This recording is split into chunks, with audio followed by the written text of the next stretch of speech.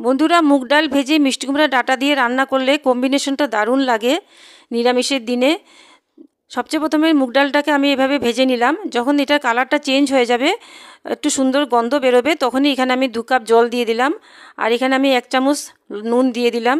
দিয়ে এটাকে ঢাকা দিয়ে রাখবো 10 থেকে 15 মিনিট পর্যন্ত মিডিয়াম স্টিমে।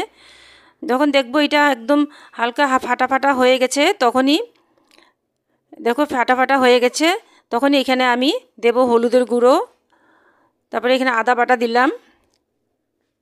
তারপরে এখানে কাঁচা লঙ্কা, চেরা কাঁচা লঙ্কা দিলাম, আর অল্প জিরার গুঁড়া দিয়ে দেবো। দেওয়ার পরে সব একসাথে মিশিয়ে দেবো ডালের সাথে। তারপরে এখানে আমি মিষ্টি কুমড়ার ডাঁটাগুলোকে খুব ভালো করে ধুয়ে রেখেছিলাম, এইভাবে কেটে রেখেছিলাম, ছোট ছোট করে কেটে রেখেছিলাম। সবগুলো ডাঁটা এইভাবে ডালের উপরে দিয়ে দেব।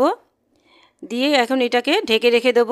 এখন নাড়াচাড়া করব না, এখন এটা ডালের সাথেই সেদ্ধ হয়ে যাবে। এটাকে 5 মিনিটের মতন সেদ্ধ করলাম, 5-10 মিনিটের মতন সেদ্ধ করে নিতে পারো। তারপরে ডালের সাথে ভালো করে এভাবে মিশিয়ে দেবে।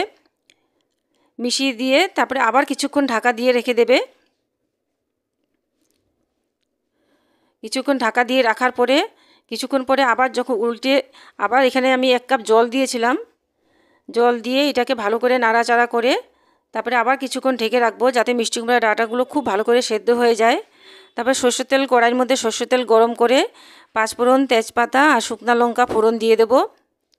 বেশি ঝামেলা নেই এটাতে রান্না করতে, আর খেতে খুবই দারুণ লাগে বন্ধুরা। তারপরে সব ডালগুলো দিয়ে সম্বাস দিয়ে দেব।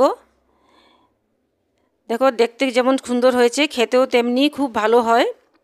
যদি ভালো লেগে থাকে অবশ্যই লাইক করবে, সাবস্ক্রাইব করবে আর বন্ধুদের সাথে শেয়ার করবে।